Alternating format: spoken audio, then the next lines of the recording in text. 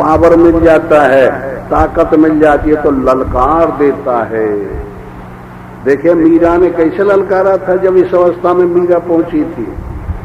औरों के पिया परदेश बसत हैं, लिख लिख भेज हैं पाती, हमरे पिया हमरे ही हम बसत हैं, नहीं कहूँ आती न जाती। अब ललकार दिया ना, वो नहीं किसी से हमें निहून करेगी और न नबेगी और न कमजोरी करेगी। कबीर ने कैसे ललकारा जब इस अवस्था में पहुंचा। ठगनिया क्या नैना चमकावे, कबीरा तेरे हाथ न आवे।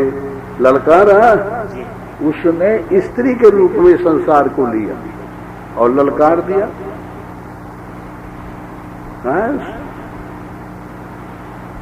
सोना पैर के चमक दिखावे। हाँ क्या क्या कराया है ना, तेरे हाथ न आवे। ठगनिया क्या नैना चम, हम सब तेरी गतिविधि जानते हैं। क्या करेगी? माला पैर के नहीं ठगनी बन के बावन के यहाँ घुसेगी। एक तेरा यह तरीका है। चमक दमक निकाल के बाबा के रिझाने के जुगाड़ करेगी, एक ये तरीका है। एक तुम पैसा के मुद्रा के रूप में आके हमको घेरना चाहिए, एक ये तरीका। हम तेरी काट हम बना लिए, अब जा बड़ा घोड़ी, अब तुम कुछ नहीं कर सकते। और ये ईगो न हो तो क्या है ना। अरे जब किसी को बुरा कहना और ललकार देना अब ईगो से कम है, लेकिन नहीं, ये शुद्ध ईगो है। ये भी जरूरी है। अगर परमात्मा रूपी जागीर और भजन और सजाती और बिजाती का यह मुकदमा जो छिड़ गया है, इसमें निर्णय हमारा सजातीय पार्टी का हो जाए, तब भी कब्जा नहीं देते वो। तो कब्जा बगैर शुद्ध अहंकार के नहीं मिलता, समझे। हाँ, परमात्मा को दृढ़ निश्चय से हृदय में मानना चाहिए कि मैं भगवान का अंश हूँ।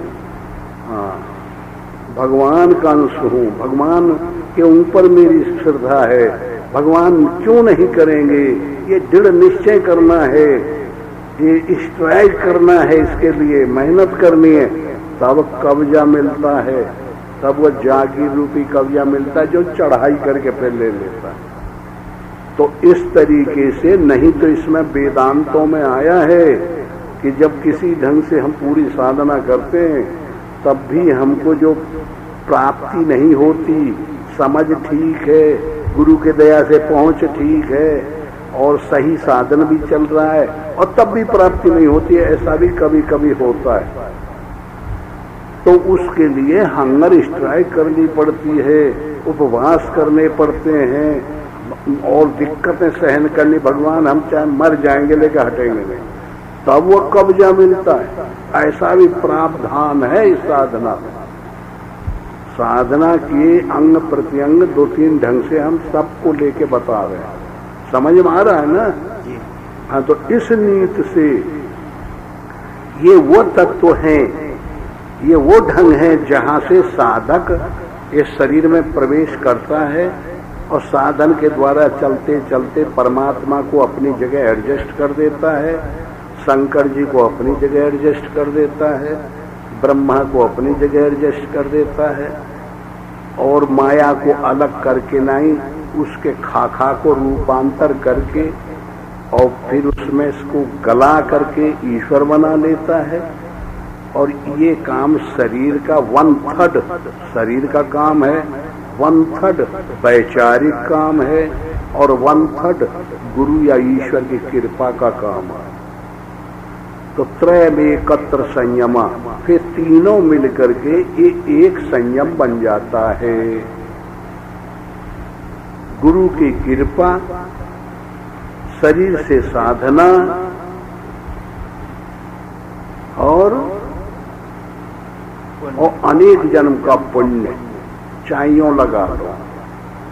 ये तीनों क्षमताएं साधक की प्रबल रहें, साधन में कमजोरी नहीं। अनेक जन का पुण्य भी हमें फोर्स दे रहा है, हमारा मूवमेंट कर रहा है, फ्यूचर में दखल नहीं डाल रहा है। कोई पाप का ऋण नहीं आता है, इसलिए हमारा मन शुद्ध जा रहा है और गुरु कृपा किए हुए हैं। तो त्रय में एकत्र संयम है, तीन चीज मिल जाए तो संयम रूपी सेतु संसार रूपी समुद्र के ऊपर बन सकता है। और जब बन जाएगा तब फिर अंदर प्रवेश का मिल जाएगी, और अंदर जब प्रवेश का मिल गई तो फिर ये शरीर से हुए हुए विकार जितने हैं और वो कार्य में परिणत संसार उन्मुख हो गए पदार्थों में, उन पे जब हम अपोजिट कर लें, जो कि पत्थर पाप को कहते हैं और विषय रूपी पानी है, इसमें डूब जाता है। पाप कभी ऊपर नहीं रहेगा। और इतना अपोजिट हम हो जाए, इतना उल्टे हो जाएं कि विषय रूपी पानी और वो पाप को पुण्य के रूप में ट्रांसफॉर्म कर लें, पुण्य बना लें, तो पुण्य डूबेगा पानी में, विषय में नहीं मिलेगा। वो सेत है, उसका नाम सेत है, वो संयम कराएगा। ऐसी नीति से इसमें चलना चाहिए। फिर अंदर प्रवेश का आ जाएगी, और फिर प्रवेश का आ जाएगी तो फिर रावण को मनाने में और युद्ध करने में और सीता को लेने में कोई भी संयम ढीला नहीं छोड़ा जाएगा। फिर जानते हो, अनुराग कहते हैं अंगद को, ये शरीर में गदगद हो जाए, अनुराग खूब आने लगे, इसको दूत भेज देना है। और जब दूत भेजेंगे तो कैसे भेजा जाता है दूत? बाहरी नहीं दूत, हाँ, सूरत सुग्रीव है, ज्ञान राम है, उसके जंघा पे राम का सिर है, राम पढ़ रहे हैं, लक्ष्मण पहरे पे है, अंगद और हनुमान दोनों गोड़ दबा रहे हैं, और सुग्रीव और विभीषण से वार्ता हो रही है। ये ध्यान का रूप है। हमारा अंतःकरण में सूरत सुग्रीव है, आत्मा विभीषण है, ज्ञान राम है, विवेक लक्ष्मण है जो हमारी रक्षा कर रहा है, और अनुराग और वैराग्य ये हमारी सेवा कर रहे हैं, मदद कर रहे हैं कि ठीक है राम को प्राप्त करो, राम को प्राप्त करो। और यही में जब लगे रहेंगे तो मोह की तरफ हमारा मन नहीं जाएगा, क्रोध की तरफ मन नहीं जाएगा, काम की तरफ मन नहीं जाएगा, लोभ की तरफ मन नहीं जाएगा, तो वो निर्जीव होते चले जाएंगे। उनके यहाँ हमारी एनर्जी जो मिलती थी आत्मा की तरफ से वो गैर हाजिर हो जाएगी। विभीषण सबको एनर्जी बांटता था, जीवन बांटता था, जिंदगी देता था, और जब से विभीषण निकला आयुहीन हुए निश्चर तब ही। अब एनर्जी कहाँ से पाएंगे, अब वो क्षमता कहाँ से पाएंगे? ये विषय अगर ये रामायण का है जिसमें गोस्वामी जी का बुद्धि पहुंची थी, इसीलिए सब लोगों ने, विद्वानों ने कहा था कि रामायण का नाम रामायण ही सबसे उत्तम होगा महाराज। उन्होंने कहा कि ठीक कहते हो, हम तुम्हारी बात को मानते हैं, लेकिन मेरे विचार में थोड़ा सा और कुछ आ रहा है। फिर उन्होंने भगवान शंकर से कौन नाम धराया था? रामचरित्र मानस धराया था। कि ये नाम शुद्ध अंतर जगत से आया है, ये योग पट से नाम निकला है। पहले महात्मा लोग साधक को भजन कराते थे, फिर उसके नाम को, उसकी प्रक्रिया को अंतर जगत में भेज देते थे। अंदर से जो नाम आता था वो नंद या सरस्वती रखा जाता था, उसको कहते हैं योग पट से नाम। अरे तुम्हारा योग पट क्या है भाई? फलाने नंद। ये योग पट कहते हैं, योग से जो हमको प्राप्ति हुई है वो मैं कौन हूं? अब वो तो रह नहीं गया जो पहले था, शरीरधारी। हाँ, समझ में आ रहा है ये बात है। तो वो योग पट कहलाता है। तो वो हो गए कौन है? क्या अखंडानंद का है, मैं सर्वत्र फले को देख रहा हूं, फलाने नंद फलाने नंद, ऐसा ऐसा इसकी व्याख्या है। तो ये शैली अगर इस रामायण में पूरा ट्रांसलेशन कर दिया जाए तो ये अच्छा रही कि वो अर्थ अच्छा रही जो बाहर पब्लिक को हम खुश करे और फिर वो स्त्री को खुश करेंगे तो मलमूत्र दान करेंगे, बनियन को खुश करेंगे, बाजार वालन के तो फिर कौड़ी छदामम। कैसे ये दोहा चौपाई कहाँ है? स्त्री प्रसन्नम तो मलमूत्र दानम और बनिया प्रसन्नम तो कौड़ी छदावम और योगी प्रसन्नम तो बैकुंठ दानम और अरे तुमको याद ही दे आएगा। तो इस रीति से ये बड़ा भारी बीमारी है। अरे महाजन का मतलब है दानी को आदमी हुआ वो से हम हंसाएंगे, अच्छा रखेंगे, उसके माफिक करें। अरे हमारे माफिक वो हो, हम उसके माफिक चले, अच्छी बात है। प्रोफेसर लड़का के बातों में आके कहानी सुन रहा है, प्रोफेसर बेवकूफ बना बैठा कुर्सी पे।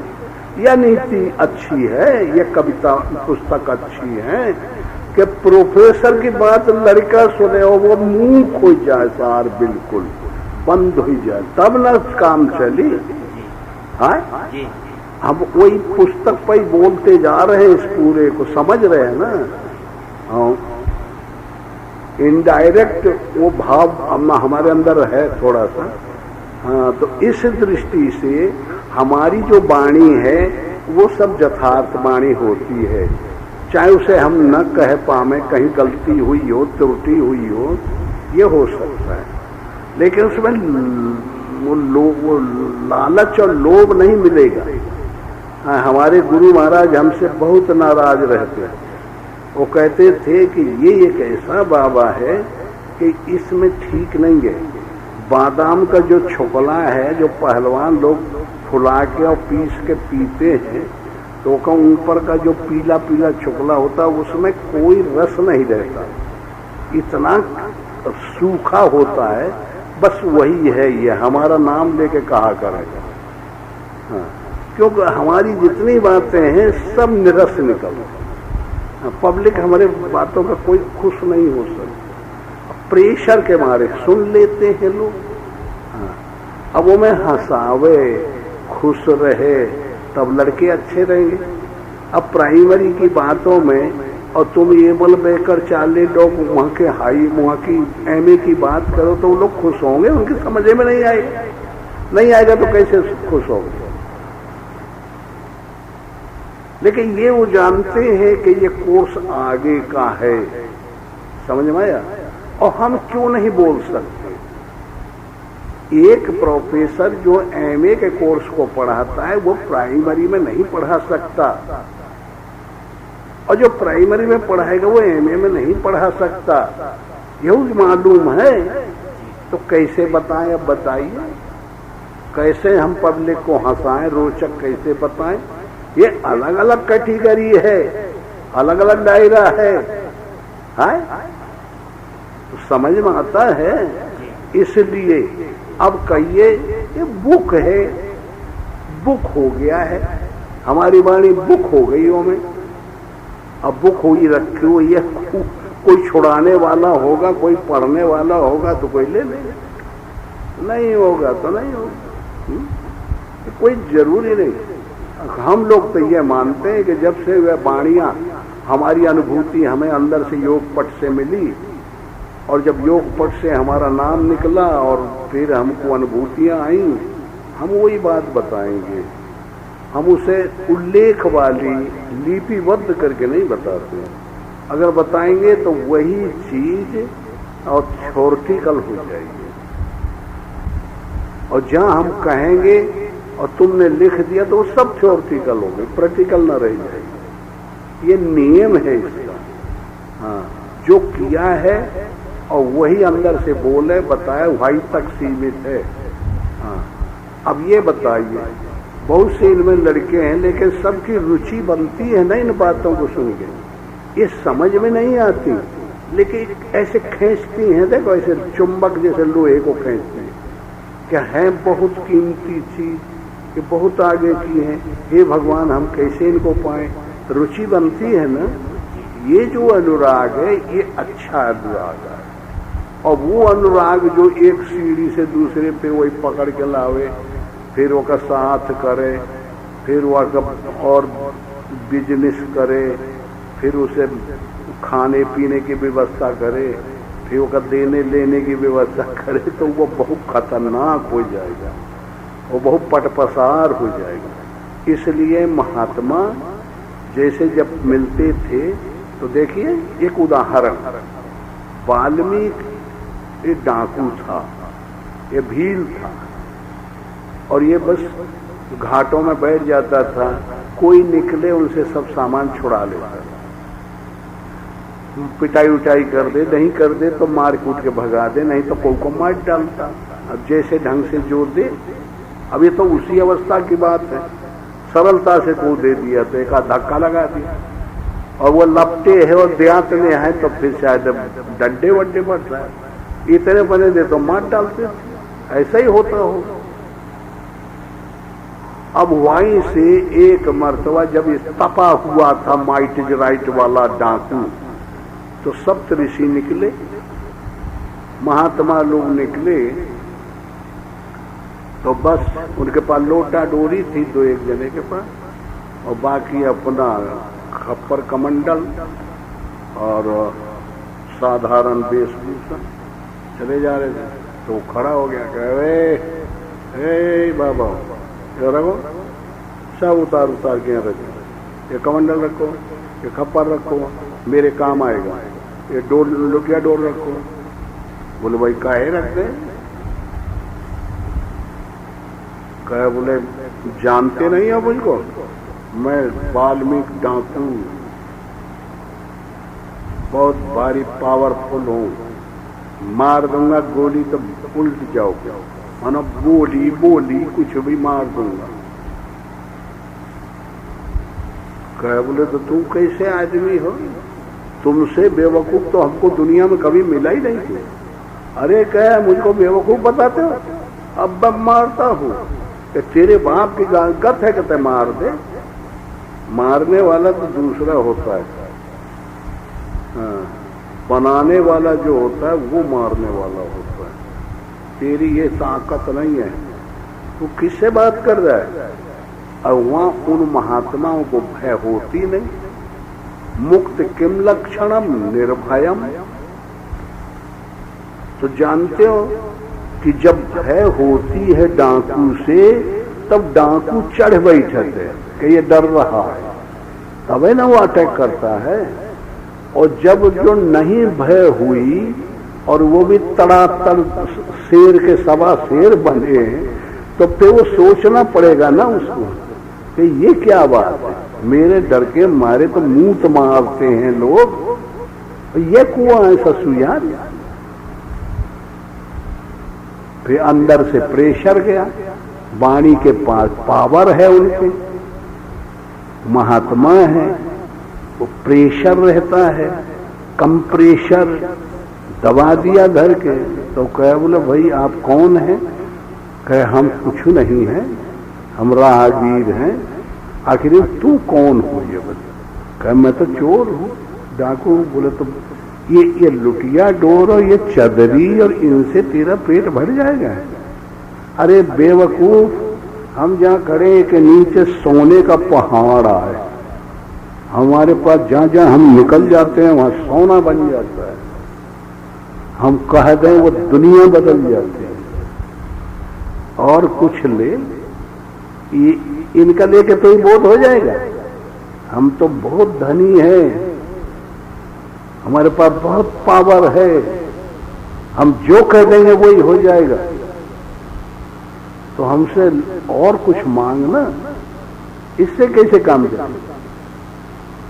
तो फिर हाथ गिड़गिड़ाने लगा, अब आ गया नीचे, क्योंकि लोभी तो चोर होते हैं, क्रोधी ही तो चोर होते हैं, ऐच्छिक ही तो चोर होते हैं, मोही तो बदमाश चोर होते हैं जो लूटते हैं और दिनों रात वर्षा और गर्मी और ठंडी सहन करके डाका चोरी करते हैं। कहे वो में परिश्रम नहीं होता तो क्या?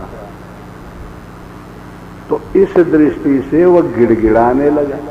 क्या बोला? गिड़गिड़ा न, तुमने जो कुछ किया है उसका चरम लक्ष्य है, ये अच्छी बात है, समय आ गया। हाँ, तुम ये बताओ किसके लिए ले जाते हुए चोरी करके? कि मैं अपने परिवार के लिए ले जाता हूं। अच्छा, तो परिवार को जियाते हो, तो ये बता कि जो ये चोरी करते हो और जो बदमाशी करते हो और जो लोगों को तकलीफ देते हो, तो इसका जो पाप लगेगा, क्या उसमें तेरे भोग करने के लिए नरक में जाना पड़ेगा? तो यह बताओ, क्या वो भी साथ ही रहेंगे तेरे परिवार वाले? क्या अब ये तो मैं नहीं जानता, ये मेरा धर्म है उनके सेवा करना। बोला अच्छा, तो जा पूछ के आ। और हम यहीं बैठे हुए हैं। गया तो स्त्री से, महतारी से, बाप से, भाइयों से, सबसे पूछा कि भाई ऐसी सी बात है, मैं जो बदमाशी करके ला के तुम्हें सबको खिलाता हूँ, इंतजाम करता हूँ, क्या उसमें तू लोगों का सहयोग रहेगा मेरे लिए? क्योंकि मैं बुरा काम कर रहा हूँ, बुरा काम कर रहा हूँ तो नरक होगा, और जब नरक होगा तो नरक को बटा लोगे। क्या बोला? हमसे क्या मतलब, ये तुम्हारा काम है, तुम लाओ हमको खिलाओ, घर में सबसे बड़े हो, सयाने हो, हम ये कुछ नहीं जानते। बोला अच्छा। तो बस बदल गया मन उसका। अब तो अनुन्य विनय करने में आके महात्माओं से लपट पड़ा कि भगवान ये मुझे ज्ञान ही नहीं था, मैं अपनी ताकत को संसार उन्मुख करके और ईश्वर में लगाना भुला के, और मैं तो इसमें लगा दिया कि यही ईश्वर है, यही सब कुछ है। तो ये तो आपके मिलने से ये मेरा सौभाग्य है। ये मुझे आज पता चला कि मेरा ये कर्तव्य नहीं है, ये भूल भटक के हमें ऐसे लग गए, इसलिए ये नहीं करना है। इसमें कोई सहायता नहीं होगा, किसी का कोई नहीं होता, इसलिए हमें भगवान में लगना है। तो गुरु महाराज अब मुझे लगा दो। कह नहीं नहीं नहीं, तुम धनी हो जाओ, यहाँ हम बैठे थे, यहाँ सोना है, खोद ले, निकाल ले जा। कह नहीं, अब मुझे जरूरत ही नहीं है किसी की, अब मुझे तो बोध लग गया। तो फिर उन्होंने कहा कि तो फिर देख, बैठ एकजुट, और बस हर श्वासा में ऊपर जाए तो रा, नीचे जाए तो मां, इतना तुम काम करो बस। और इसे निरंतर करते रहना। बस इस अजपा में उसको लगा दिया, श्वासा में नाम आ रहा है, जा रहा है, आ रहा है, जा रहा है। अब वो लोग अपना संरक्षण करने लगे। जैसे कथानक में आता है तो कुछ भी लिख सकते हैं आज, लेकिन हमारे विचार से यह किसी की देख रेख होने लगी। कुछ दिन में ऊपर दीमक चढ़ गई, फिर बहुत दिन के बाद लौटे महात्मा को देखे तो वहां में कुछ था ही नहीं, वह डीम का एक भीटा होगा। तो उसके छेद में कान लगा लगा के सुने कि अंदर वो है कि कहीं सा मर ही रहेगा, कहाँ गा जो नहीं है वो भगत का बैठा गया। तो वो में थोड़ी आवाज आने लगी, मनो श्वासा की गति आई। जब आई तो उसको टुरवा के निकाले, और निकाल करके लाई, और फिर उसको सब कुछ दे दिए। तो बूंद आ गया ना, कि कहते हैं कि उल्टा नाम जपा जग जाना, और वाल्मीकि हुआ ब्रह्म समाना। तो ये जो उदाहरण आज आ रहा है कि इस उच्च कोटि की यथार्थ वाणी को, प्रैक्टिकल वाणी को, जो रोचक स्तर वाले, प्राइमरी वाले, निम्न स्तर वाले साधक संसारी आदमी कैसे समझेगा, इसलिए उनकी शैली से समझाना चाहिए। आजकल नीति ये अच्छा मानते हैं। तो देखिए, इन्होंने सबसे गया गुजरा रहा ना वाल्मीकि, संसार में आसक्त, चोरी में आसक्त, काम क्रोध में आसक्त, और कहां की बात बताई थी? निम्न श्रेणी की बात कोई बताई? आए उच्च कोटि की बात बताई और एकदम राइज कर दिया, उठा दिया और उठा करके नाई और सबसे सुप्रीम लेवल का महात्मा हुआ। वाल्मीकि को राम अवतार में सबसे महत्वपूर्ण महात्मा माना गया। समझ में आया? वाल्मीकि ने राम के जन्म के पहले ही राम की जन्म की व्याख्या कर डाली। ये उन सप्त ऋषियों का ही कृपा थी उनके ऊपर। ये कुछ नहीं कहा जाए, एक चोर मुनि हो सकता है, मुनि चोर हो सकता है। ये बहुत कलाबाजी है इसमें, ये बहुत समझने की चीज है। ये संसार लंबा नहीं है, ये चौड़ा नहीं है, ये दुकोण त्रिकोण चकोण पचकोण नहीं है, ये राउंड नहीं है, ये पता नहीं क्या है। इसीलिए इसको कह दिए ऋषियों ने अनिर्वचनीय है, इसके लिए कुछ कहा नहीं जा सकता। न ये सत्य है न असत्य है, न झूठा है न सही है, न यह है न होने वाला है, और ये है भी और फिर भी नहीं है, ये ऐसा कुछ है।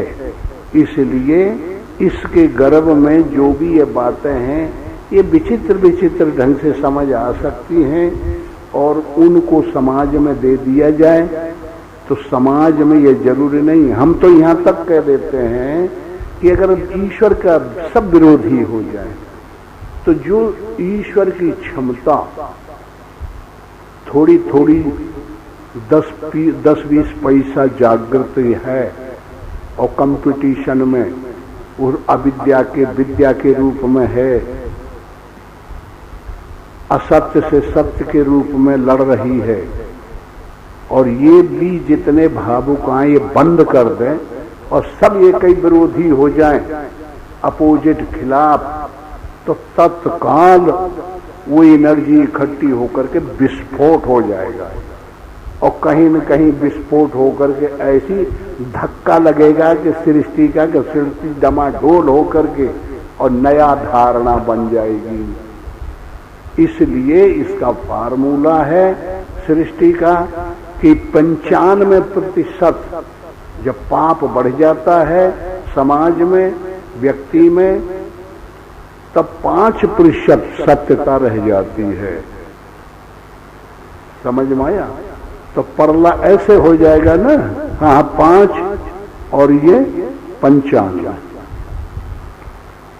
तो उस समय ईगो का जमाना आ जाता है, परमात्मा नाम मात्र को रह जाता है, पितरा हितरा है आदमी करने लगता है।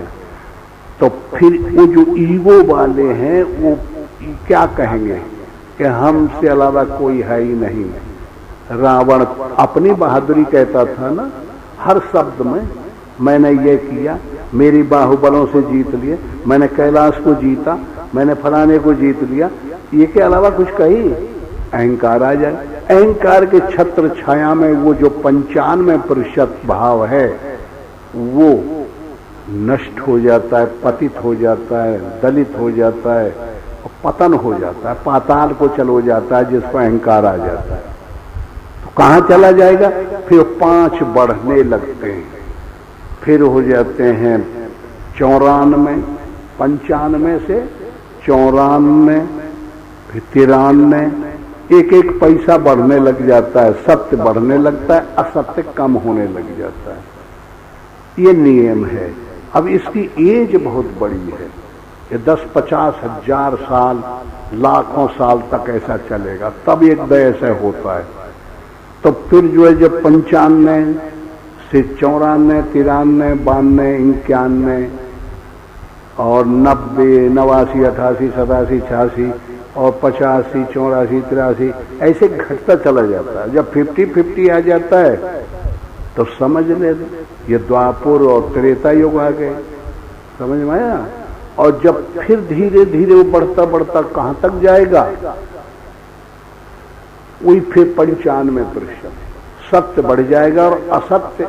ऐसा समय इस पृथ्वी में कभी कभी आता है कि वो असत्य जो है, सत्य 95% और असत्य 5% रह जाएगा।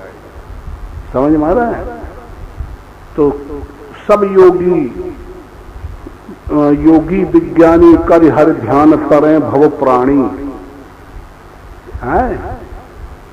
कृत युग सब योगी विज्ञानी कर हर ध्यान तरें भव प्राणी। सब विज्ञानी होते थे, सब सत्य में विलीन रहते थे, भगवान का ध्यान करके भगवान को प्राप्त हो जाते थे। कृतयुग सतयुग त्रेता विविध जग नर करही प्रभु समर्प कर्म भव तरही। त्रेता में थोड़ा नीचे आ जाते थे और फिर यज्ञ करते थे, ईश्वर को जानना चाहते थे और उससे कृतार्थ होते थे। और द्वापुर कर रघु पद पद पूजा नर भव तरें उपाय न दूजा। फिर और नीचे आ जाते थे तो वहां ये परिचर्या करते थे जो आज समाज के लोग कर रहे हैं। यह देवी की मान्यता, यह गंगा जी नहाना, यह पूजा करना, पटा परिक्रमा देना, समझ में आया? कल्पनाओं की पूर्ति में लग जाते। तो ये बिगड़ता ही चला। नीचे क्यों आ गए? ये कामनाएं उन्हें नहीं छोड़ती, फिर उधर जाने नहीं देती, इधर धकेला चली जाती। और कलयुग केवल हर गुण गावत नर पावे भव था। तो भाई जब कपटे कपट आ जाए तो फिर वो कलयुग माना जाता है, समझ लो। तो इस दृष्टि से अब यह समझ में आ गया होगा कि भगवान ऐसी चीज नहीं है कि वो एक जैसा ही रहे, बदलती हुई का नाम है ना।